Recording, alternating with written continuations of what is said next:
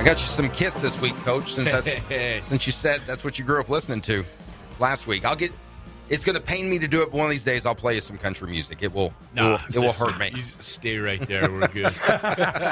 Ford and O'Brien, ESPN Evansville 105.3, online, ESPNEvansville.com. Sitting down with Evansville IceMen head coach Dwight Mullins for our weekly In the Crease segment to talk IceMen hockey and just whatever else happens to pop up over the next few minutes. You guys had a game last night, Military Appreciation Night at the Ford Center. Came up a little short against Orlando, although you found yourself trying to get back into it there at the end. Your takeaway from the game last night? Yeah, it's been a little bit uncharacteristic, or it's been a characteristic here the last couple games. Like I've been wishing that they would start at 8:15, not 7:15.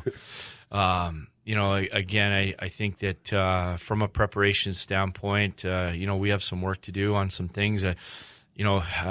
Again, there's some things I like about the qualities of our hockey team. I mean, we don't ever toss the towel in, and we battle right to the very end. But, we really have to, take care of things earlier on in the game to not have to dig ourselves out of a hole. And, I felt the second half of the game last night, we were starting to get back to the way we needed to be, and we had a lot of great opportunities to actually, if not tie the game, go ahead as well. So, you look to take some positive of that, but at the same time, too, I just felt like lately, we've been real slow out of the gate. So what do you need to do with your guys to get them to correct that then?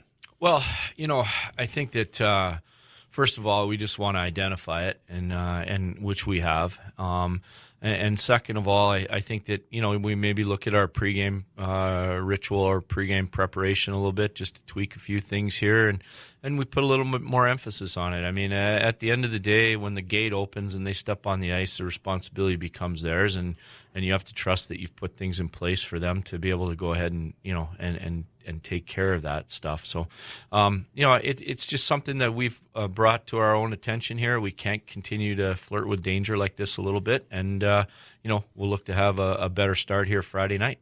Well, it happens in minor league sports a lot. Everybody deals with it. It's not just your problem. It's any sport in any league at the level. But players move up, they move down, they move around. You get players injured, and you've had some guys move up. Patrick Kennedy gone now. I know that breaks your heart. That's a heck of a player. But at the same time, that's what he's here for. Yeah, is to move up. But does chemistry play into that on slow starts and things because we're still early on in the season? Even the guys that have been here from day one, they still haven't played together, but 7-8 games. Yeah, that will build as the season goes. But how do you deal with that when you start to get a chemistry? Yeah, and then it's pulled apart by people coming and going? Well, I think for the most part you try to insulate your core and your core group, and again, I think that just looking at when we put together this team through the summer, there's been a couple pieces that we didn't expect not be here. There's no doubt about that.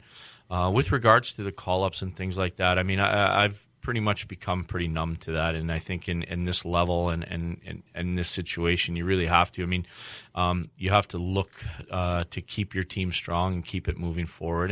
And again, I think that there's a couple of little things that we need to do better that would get us through this at this point in time. At the end of the day, I'm not ready to throw the baby out with the bathwater. I mean, we've still had a pretty good start, and and it is early, and we have a lot of games to go. But the movement of players is something that definitely is something that is very difficult at times to try to deal with, and you do the best you can. We're talking to Evansville IceMen head coach Dwight Mullins, his weekly In the Crease segment. Ford and O'Brien, ESPN Evansville 105.3 and online, ESPNEvansville.com. And on that same line, Kennedy's now gone. He gets recalled to Utica, and now you bring in, I think it was Sartori. But he came in was it Sunday? Yeah. So how do you get a guy? I mean, is that something you ease a guy into your system and you just play him a few minutes here and there, or in your mind, knowing what you're getting out of that guy coming in based on his previous resume, do you feel comfortable just throwing him in and going, this is the kind of play we want to run, and this is what we do, this is our game plan, go out there and get it done? Well, I think that you try to do first of all, you try to identify players that may be available. And at this level, you try to stay one step ahead of the curve. And so, you try to pay attention to where you're at with your schedule, where you're at with your trip, and then what players might even be in the surrounding area. We ended up losing Patrick Kennedy and having an injury, which depleted our forward group down to 8, if not 7, for the night in Toledo. And Tom Serratori became available and expendable while we were in Toledo. We actually pregame skate with the Toledo Walleye, and we were able to make a deal before lunchtime that allowed him to play for us. And, again, you do your homework before you make a deal like that to make sure that, that there is a fit there. You don't want to bounce these guys all over the place as well. But you have to try to find ways to keep your lineup healthy, because what ends up happening is once your lineup gets depleted to a certain number, it really becomes physically taxing on the rest of the guys, and then you run into a lot of injury problems. So bodies are key. Health is key. And then obviously you look for a fit in how you want the player to be able to play. And, in both cases we were able to do that. We picked up a kid out of Peoria in the Southern Professional League, Ben Warda, who I thought played really well for us last night. He's, not the biggest guy in the world, but man, he can get around the ice. He worked real hard. I thought he made some great plays, had some great opportunities to score goals. And again, when you go through some transitioning things like this, you try to keep your lineup healthy. When you look for players to acquire or trade or whatever, when we talk things like football, you'll see some teams, they want big, bulky guys on that defense side of things. And then you have teams like the Indianapolis Colts that had preferred for a long time the smaller guys that are quicker because it fit their scheme a little bit better, what they wanted to do with that kind of thing. When you guys go look for players to trade for or try to acquire in some way, are you looking for a particular type? Does it depend on the situation or the position you're looking to fill? I mean, do you want big, stocky guys, or are you looking for somebody that maybe is a little quicker on his feet and is better at that aspect of it? Well, I think it's twofold. Obviously, what maybe your needs are at the time, and what maybe you feel like you need to add to your team to round it out. Specifically for us, we want to play an up-tempo system, so players need to be able to get up and down the ice, and I think that's critical. And so you look at that as a key component, and then from there you can build in the other necessities. I mean, if you can get the 6'4" guy that can fly up and down the ice, well then, obviously that's... Yeah, if you can get the best of both worlds, then fantastic. Yeah, I was told a long time ago, if you're going to be wrong, he better be big. So, that's not always the case. I mean, we played a team last night in Orlando where maybe the best player on the ice was maybe 5'7", and he's a good player, and he's hard to contain, and he is a smart player, and those players are effective as well. It's you look in the NFL at is it Sproles, the guy in I mean, Philadelphia. I mean, there you go. It's the same type of concept there. If guys can skate and they're shifty and get around, they're really hard to contain no matter what the size. And in fact, the bigger you are, sometimes it's an obstacle. Well, you guys, you hit the road this week. I know you were in Toledo last week, but this is the first one of those, oh, man, did I choose this for a career type trips? A long one. You get a lot of those, and anybody's been around minor league sports for very long, they get used to long bus rides. I'm sure you're used to that. Yeah. You're heading over to Elmira. We were talking before we went on air about 10 to 12 hours, and you got a sleeper bus. You'll head out tonight. You'll get there tomorrow. You play Friday and Saturday night.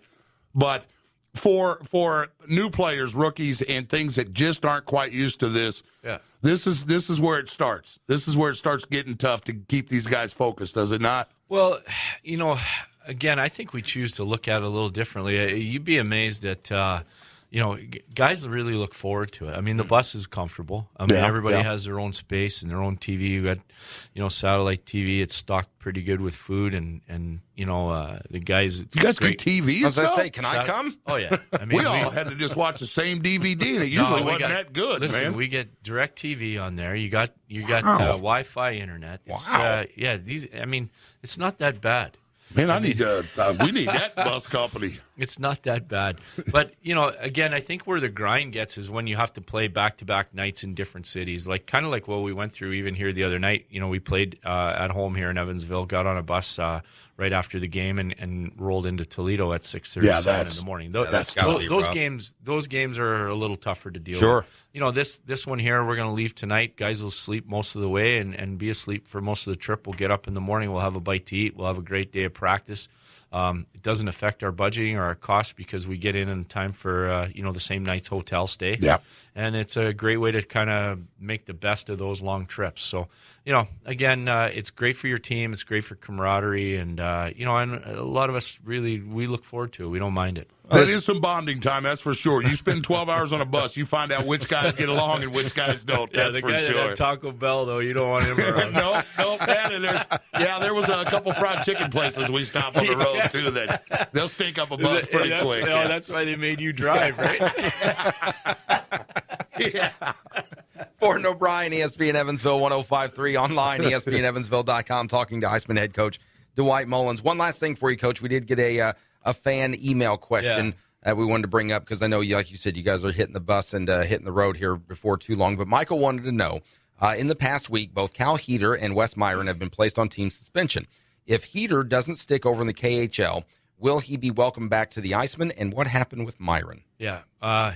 Two really good questions because, a lot of times there's roster moves and not a lot of explanation. In the case of Cal Heater, again, high-profile goaltender. We were real fortunate, and I was excited to get him to Evansville, and he helped us really get off to a great start. Was offered an opportunity in the KHL, which on a pay scale and a pay rate is equivalent, if not more, than to the National Hockey League. And so, from a financial and a career standpoint, I can understand those decisions that get made, and those are the risks that come with that kind of a player being a part of your organization here too. Now, would he be welcome back? 100%. I would go pick him up. I'll fly over there. I'll bring him back, and I'd carry him if I had to. So, yeah, he's more than welcome to come back, and I know that he was very appreciative. I mean, he created the opportunity for himself out of that because of his level of play in the beginning here. If a guy sat at home, he wouldn't be able to, at least show that he's worthy of this opportunity. So, I think that there's a reciprocal appreciation for everything that went on in that situation. And there is a very legitimate chance that he could very well be back. And those are things that you could just plan it. You can't really plan for, but they're possible. In the case of Wes Myron, it's really interesting. This is a tough time of life for a lot of players. The East Coast Hockey League, a lot of guys have finished their college eligibility, have college degrees, are playing. Some have it easy, some have it rough, some bounce around, some don't.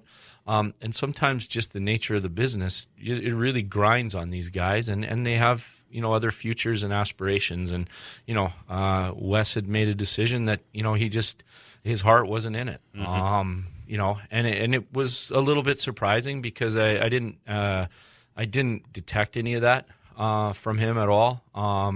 But again, I see it a lot in players that there's a time when they just don't feel like it's part of what they want to do for their future, and so they move on.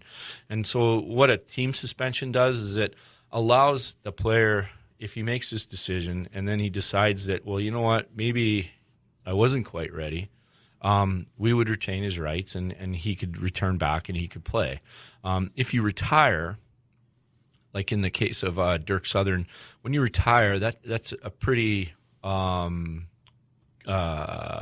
fide step. Like, you can't come back now and play in these Coast Hockey definite, League. Yeah. So you're definitely, for this year, you're retired. You're done. Where in the suspension part, it leaves the flexibility if a guy changes his mind or and sometimes guys leave for other European leagues and other things like that, and it's just a way for teams to retain their rights in the event that they aren't happy or they return or whatever else. Well, and it also it protects you as a team from a kind of a backdoor move for a guy to basically, instead of trying to get traded out where you get nothing for the guy, then he just got, well, I quit, and then he's on another team tomorrow. That kind of protects you that way as well, right? And typically it doesn't happen really that much. Normally things like that happen when a guy does go to Europe and then maybe comes back and then is looking for a change. But, again, like I said, it's kind of interesting right now with just where a lot of these players are at in their life. I see it more and more where guys are making decisions to where, I just don't know if I want to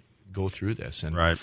Again, great person, great guy. Thought he came in here and was what we had hoped and expected. And again, it's just another obstacle that you deal with sometimes at this level, unfortunately. Well, we will let you get going because we know you got to hop the bus and make your way up, take that long trip to Elmira this weekend. Watch TV and eat all the way. It sounds like. What a rough trip. But you guys got Friday night, Saturday night against the Elmira Jackals. You'll hear both games here on ESPN Evansville 105.3. 5:50 start time on both of those. At least our coverage of it starts at 5:50 local time. You guys will be an hour ahead up that way. But best of luck to you, Coach. We'll look forward to next week's chat, same time. Appreciate it. Be in here and look forward to it, too. Bring me something off that bus. Save me a burger or something. Whatever's in there. Hey, listen, do you think there's any food left on that thing? Yeah.